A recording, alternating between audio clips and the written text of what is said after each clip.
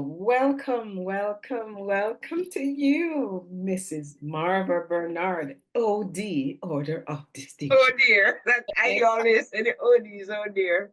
I down and thanks for having me and thanks for doing this in the Yes. twilight of my journey. Oh, let me tell you, I am so pleased. I'm so, to meet you.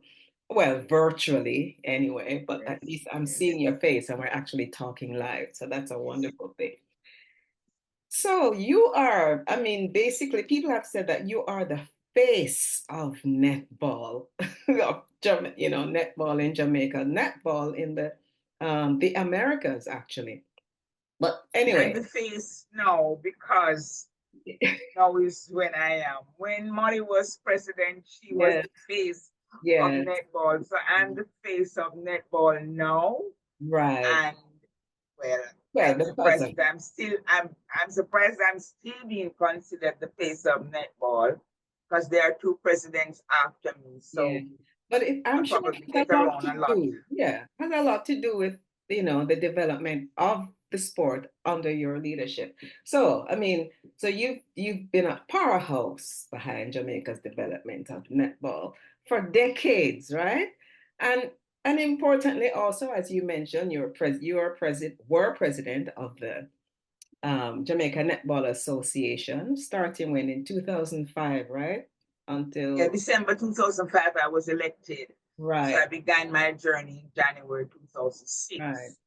But I mean, but you've been involved in netball way before that. So how, I mean, where does the passion come from? When did it start? I mean, It started in early 90s when I worked at Air Jamaica with a group of netball loving ladies. ah, And there was a business house competition and they wanted us to enter a team. So we found the great Nesta Dallas, who was at Vauxhall, to uh-huh. come and coach us. And there began a 50-year friendship, and we are still friends together. Yeah. And Nesta began to coach us. I honestly have no talent for playing the game. And I love to tell the story that as soon as somebody slimmer and, and more skilled than Hmm. I turned up, or we brought people into Air Jamaica to bolster our team's chances at the business house competition, Yes. I became less and less useful to the team on the field of play. But I Ah, so wanted to stay with my friends. I drove the car to take them to yes. training. So I wanted to stay with my friends. Mm. So I took a job that nobody else wanted, which is the manager of the team, going Ah, to look about the oranges and the mm. uniforms and transport and all Okay. the administrative Right. aspects of what the team had to do to Mm. participate. And that is how my love began. But I actually did love umpiring from Excelsior, Okay, where I I was about went, to ask you if you did anything like that in high school. You went to Excelsior, yes. but I couldn't get a game. You went to Excelsior too? No, no, no, no, no. I'm Oh, not. not No. your fault, your parents' fault. I like to say. But really, I fell in love with the umpiring aspect of the game. Okay, And yes. that love has stayed with me to this day. But I still, like I say, Hmm. when I wasn't actively involved in umpiring, I just wanted to be a part of this whole Right. fantastic game. So I used to blow the whistle at school. When I went to Air Jamaica, I didn't take up the whistle.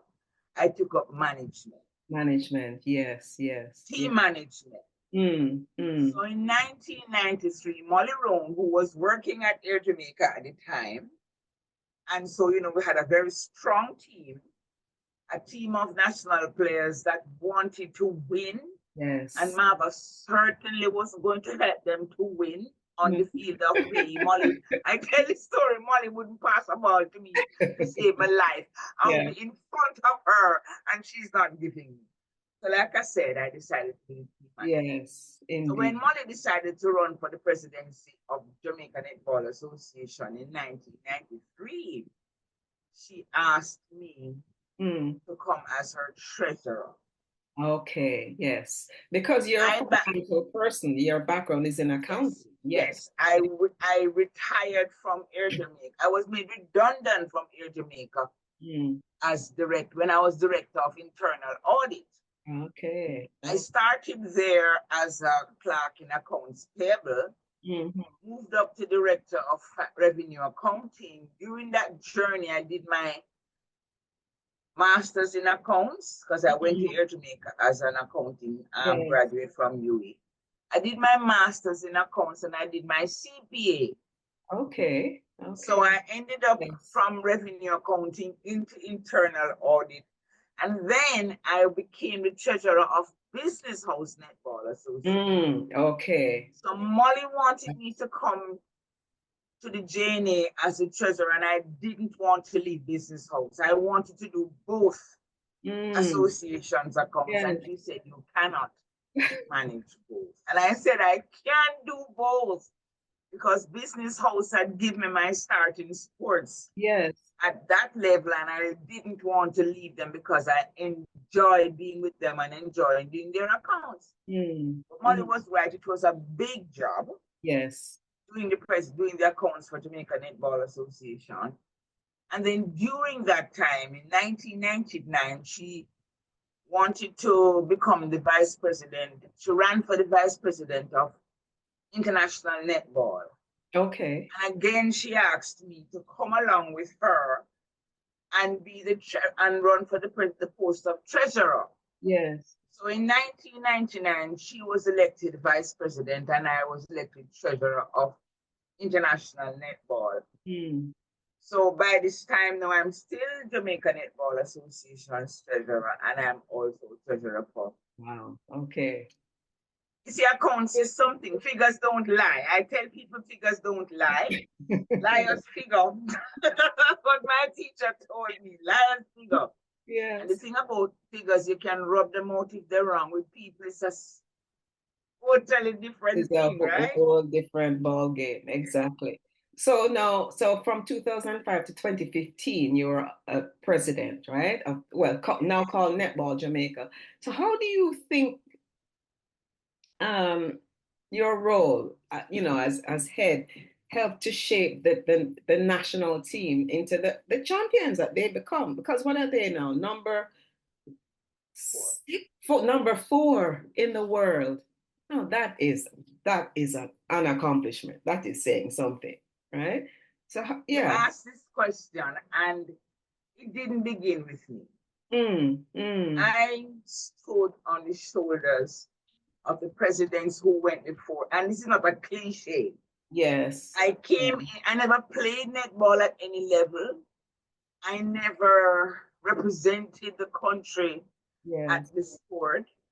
And I came in and sat at the feet of Molly Roan, Wilma McDonald, our first president, Margaret Beckford, took me under her wing. I presented myself to these ladies to say, teach me everything I need to know.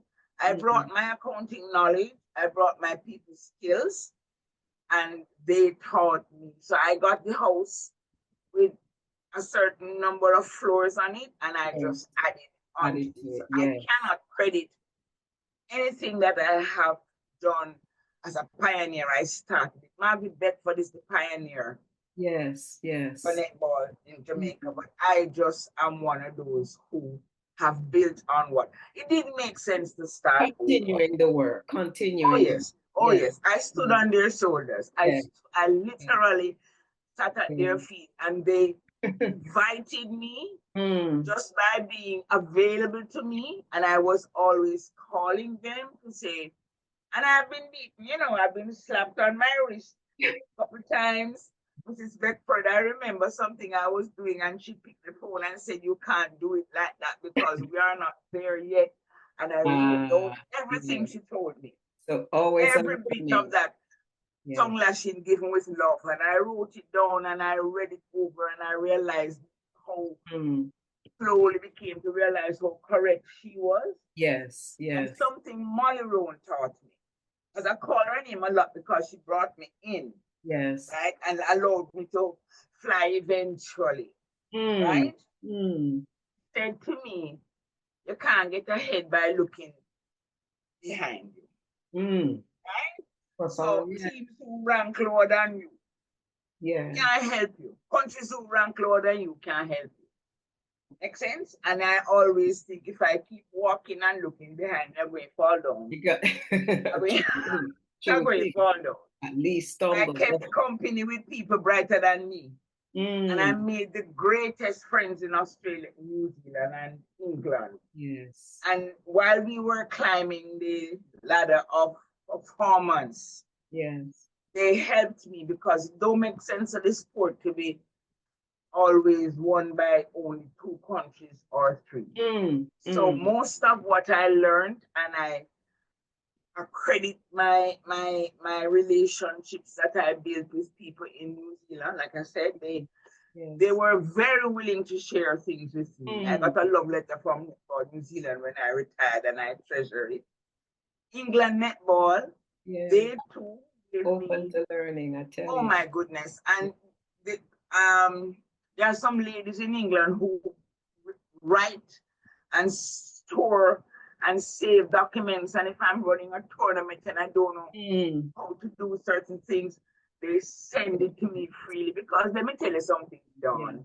yes. Knowledge shared is never lost. Mm, Then has the knowledge still and they gave me. yeah, Australia, England have the knowledge, but they gave me. So I love to give knowledge. of It's not course. always received by who you always would like to give it to, and that's life. Mm, I must say, I read a lot of things on the other countries who are ahead of us yes, and try to do what they do. exactly. It's called And growth. it's simple.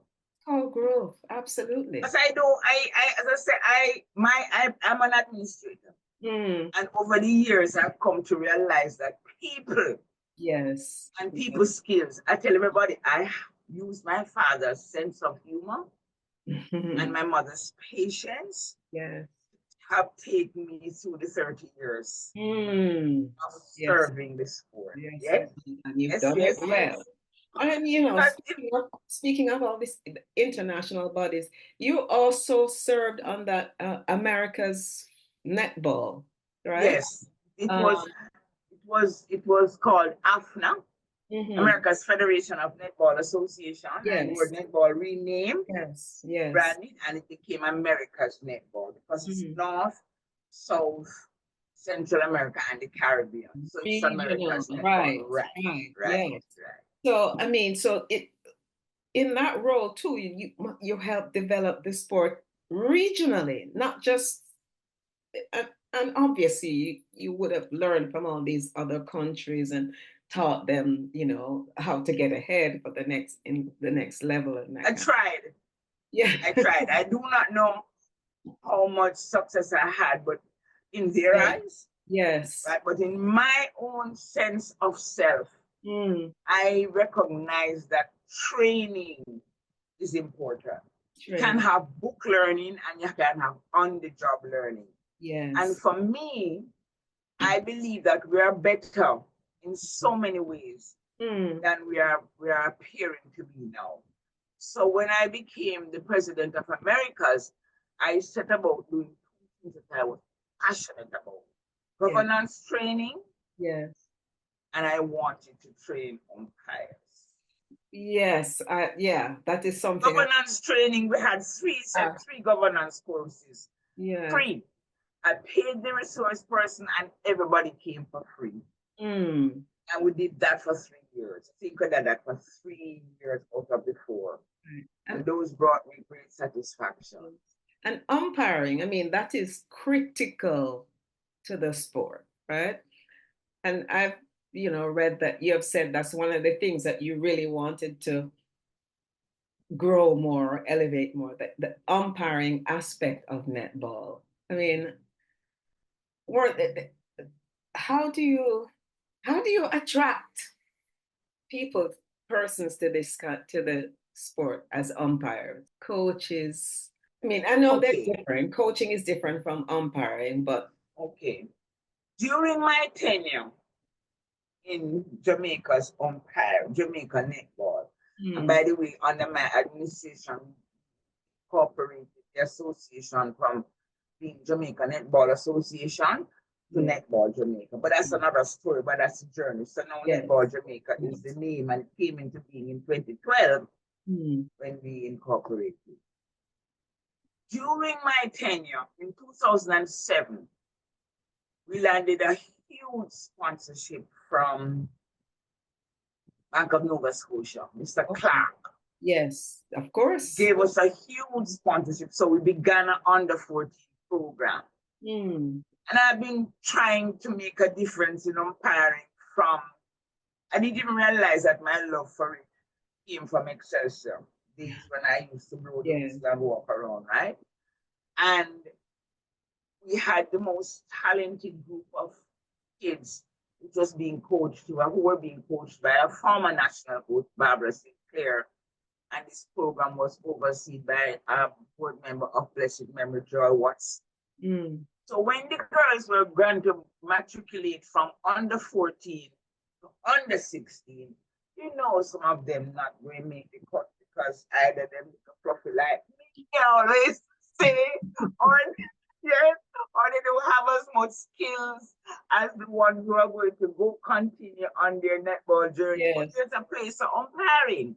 of course. So Yes. what we did, we asked the children, what would you like to do Mm, if okay, you don't make the cut to go to okay. under 16? And they said they wanted to be umpires. Mm, And so we gathered them in a classroom at the Queen School where the under 14, because I have this passion for umpiring, but umpiring don't love me, right? I love it. So these children were taught by Donovan Vincent, who is still around and is the best yes. of junior umpires today. Donovan followed me along with every program that I had for junior umpires. This program was so good that some South Africans came to Jamaica, saw the program in action, and flew Donovan and myself and George to South Africa to tell them about it. But that's an Mm, aside. yes. We taught the children umpiring the classroom on a Saturday morning, and then they would go outside and, as we like to say, catch the practice on the Yes. ones who are going to go forward on the 16 and when training is Mm, going. mm, wow. As time would have it, and the challenges of just trying to make a difference, this program did not survive. Mm, that's a shame, though. Yeah, it is a shame. And as I say, umpiring don't like me. I Mm, say the umpiring don't like me. I asked, where are those children now? One of them is playing in Australia.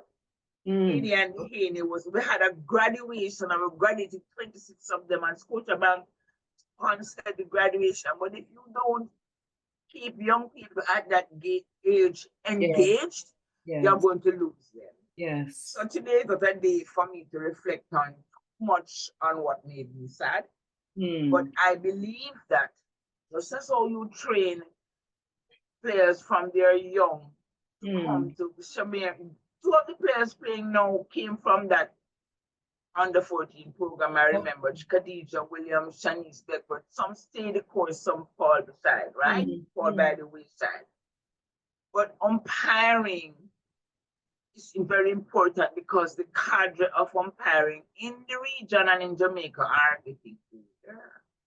The Yes. older getting Okay, I older. understand. Where are the young ones going to You come need to from? attract the young ones. Right, right. And it takes so long to become whatever. I have so many Mm, umpiring stories I could tell, but today is a day yes. of joy. Wow. Okay. Yes. Today is a day of joy for me to Yes, say of to course. myself, let me not dwell on it. Somebody else will come Mm, and will pick up the slack and pick up. have the success that Mm, I have mhm. yearned for, Yes, yes. worked for, prayed for, and Mm, hope that one day will happen. When I look on social media and I see my colleagues and some of these from my colleagues who have encouraged me. Yes. Having the young people in Australia doing umpiring and starting from plan. I see them in England. But nothing happens before its time and in God's time. It will happen, absolutely. Yes. But Netball Jamaica still has a community outreach programs, right? Meaning they're trying to attract more young girls into netball itself, the playing of it, and out of that, obviously, hopefully. I hope so. Hope springs eternal in the human breast. Yes, yes. In my breast, yes. Yeah. Because you must at a point in time realize that we're aging. Yes. In 2017, I did a study and reported to the region that the cadre of international umpires were aging. Okay. Yeah. And I knew their ages because I had to buy their airline tickets. And so in purchasing their airline tickets, it was a secret. And these are people I know, and they too agree that they're getting on in age. And so we need to do something about replenishing the pool. Right. Yes. When I became the president of the Americas region, I tried to do something to replenish the pool, but as I said, umpiring don't like me. But as you said, everything in its own time, right? Yes.